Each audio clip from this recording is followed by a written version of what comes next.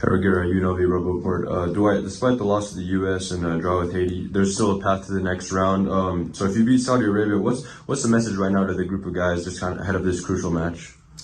I think it's simple. I think it's the fact that you just noted that despite the defeat against America and certainly the point against Haiti, we're still with a chance to qualify. And we know there's two scenarios. Trinidad and Tobago win, providing result, go our way against America and Haiti, then we advance. And Saudi can look at it from a different angle or slightly different angle. A point might be enough for them to go through. Of course, a victory for them will obviously then make them go through automatically. So there's a lot of permutation within all of that, but at the end of the day, we know exactly what is required, which is obviously 3 points in the game. And what's the biggest adjustment you'd like to see from your group ahead of this crucial match to ensure the best result possible? And Marvin, what do you think is going to be the key tactically to ensure that result? I like us to play a little bit more on the front foot. I think we get off to pretty much slow starts. We have always said to the players that we are a reactive team rather than a proactive team. So we need to be better at that. Certainly at the beginning of the game, we seem to end relatively well. So we need to sort of turn that around in many respects. We need to start well from the beginning. And I think if we have a little bit more self-belief, a little bit more self-confident, play football, that the way I know this team can play and the ability that we have within the team is just to have a little bit more courage and to trust each other, I will say. I think going out there tomorrow to get a result, we got to play for 90 plus minutes together. We got to start from the first minute. The game, we can't win the game just in the first minute, and we need to play collectively as a team. We need to go out there and show our strengths. Times in the game we may not control it, so we need to see all those periods, and when we have our period, we need to capitalize on those.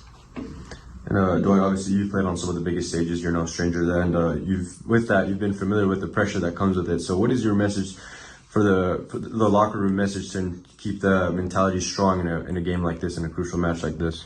Yeah, well, it's been a real eye opener for us. We've been on the road for the past 3 and a bit weeks, so living in hotels, traveling, it does take its toll. Of course, results not gone particular way. But despite all of that, the morality within the team and the spirit within the team is relatively high. And as you said, if anyone said to us that we have an outside chance when this group was first obviously drawn, going into the last game, if one said that we were going to have a chance to get to the quarterfinal stage, I think that's so much of a plus and everything to play for. Just one more from me, obviously. With your experience you have in world football, you played under one of the most iconic managers, Sir Alex Ferguson. Would you say that there's anything in your coaching style that directly reflects your time under him and maybe something you've learned from him? Yeah, absolutely. There's a lot to take from the old boss. He's a prolific winner, a serial winner, as we say in the UK.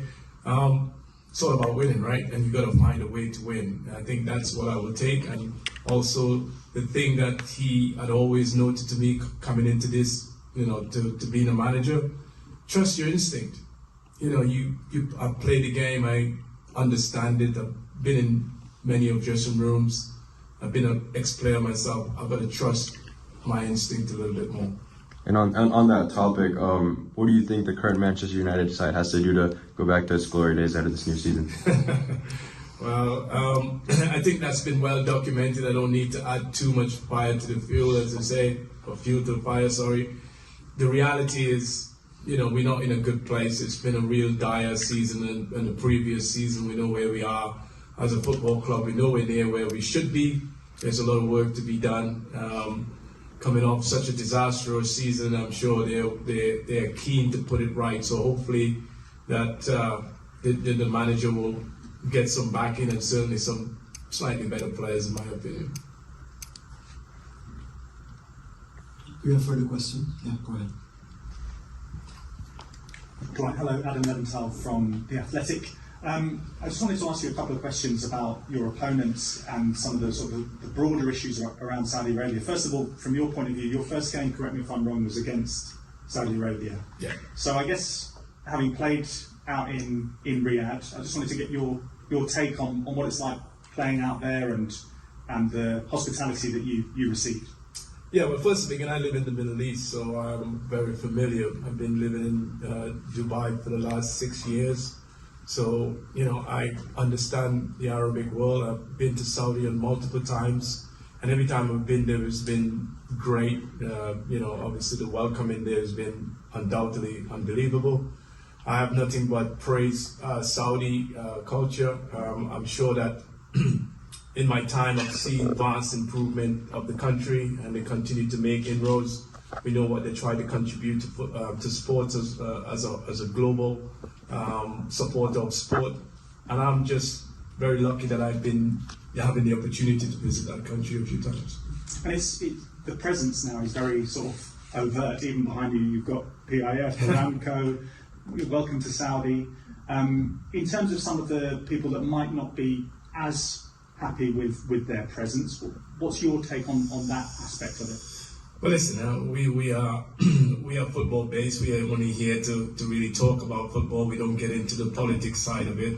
What I do know, and I can only talk from my experience of being in Saudi, the experience I've had there over the years, it's always been great. So don't really want to elaborate too much on it. I understand that the PIF is contributing to sport. They're supporters of this tournament in particular. And I've watched from the outside of many developments over the years of living in the Middle East myself. So my experience is totally different to many other people who may have got their opinion in it. But my opinion is that ever since I've been going there, it's always been good to me. And from a footballing perspective, you would have seen, you know, not the pressure, but the interest in how Qatar and how their team was going to pitch up at the 2022 World Cup. In terms of Saudi Arabia, do you see that as a different proposition in terms of having a very competitive team in 2034 when they're going to be hosting the World Cup? Is it a different level, different sort of proposition? Well, listen, I worked in that Asia Cup as one of the analysts behind the scene, alongside the likes of Arsene Wenger, Steve McLaren, and Klinsmann as a technical sort of analyst behind the scenes. So being in Qatar was an eye-opener. I've been to Qatar, as I said, multiple times myself, working for BN Sport over there. So I understand the culture, and I understand the expectation of football in that part of the world. There is so many people love our sport and continue to support it in many respects.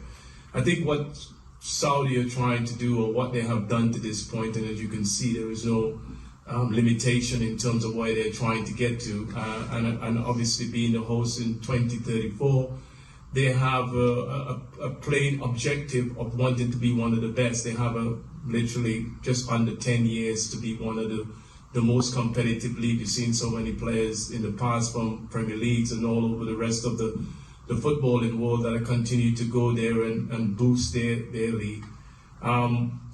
Is it a good thing? Yeah, I'm sure a lot of people may have their opinion on it. I don't see any problem with it. As a matter of fact, the fact that players who are coming towards the end of their career, they have to look after their welfare, and I support that in many respects.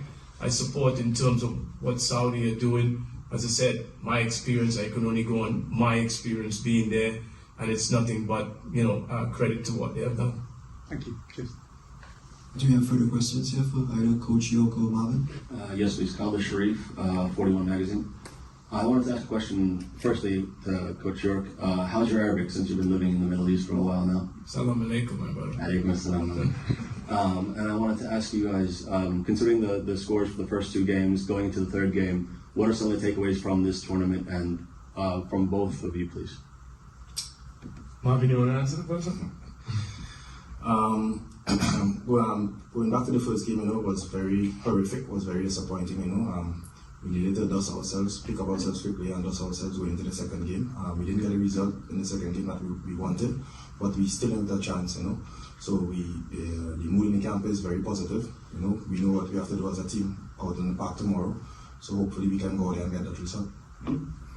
Yeah, I think that there's no question that the game against America was a bit disappointing from our end. We didn't really get a foothold into the game. America take control of it.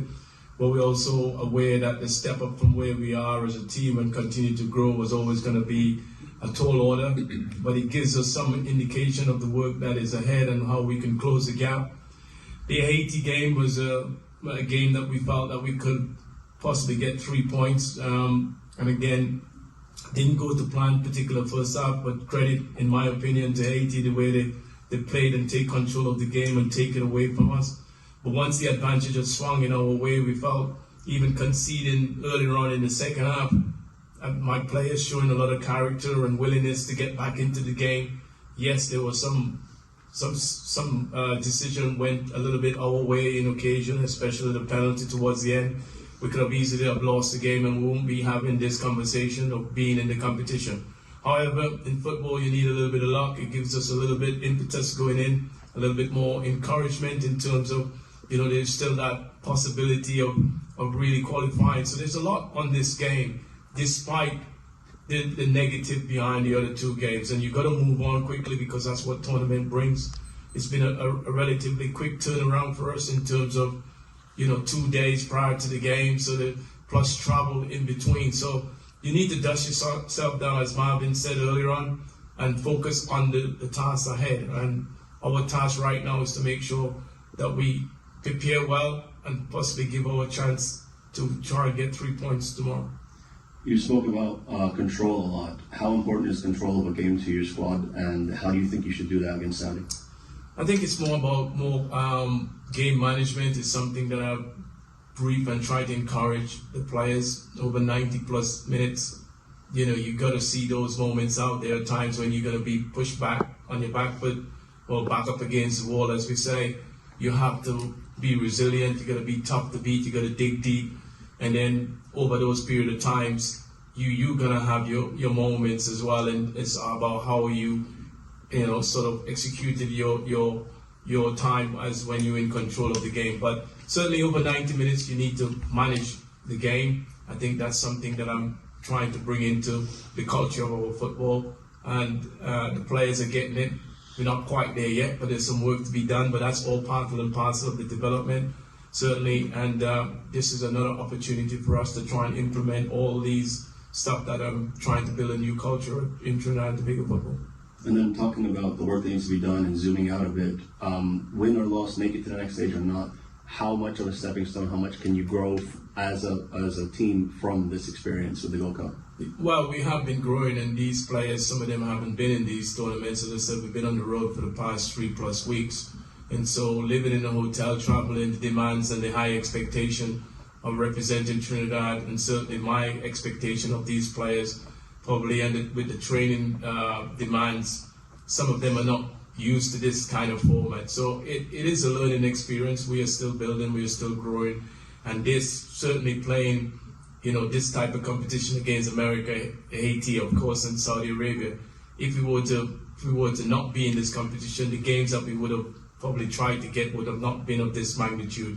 So there's a lot there of positive that are coming out of these games, and the players understand that, despite the result having gone great for us. But also we have the bigger picture in mind in terms of trying to get to the World Cup as well. So all of that, you put it together, it's a great experience for these players, and hopefully they will come out in a better place. Thank you, guys.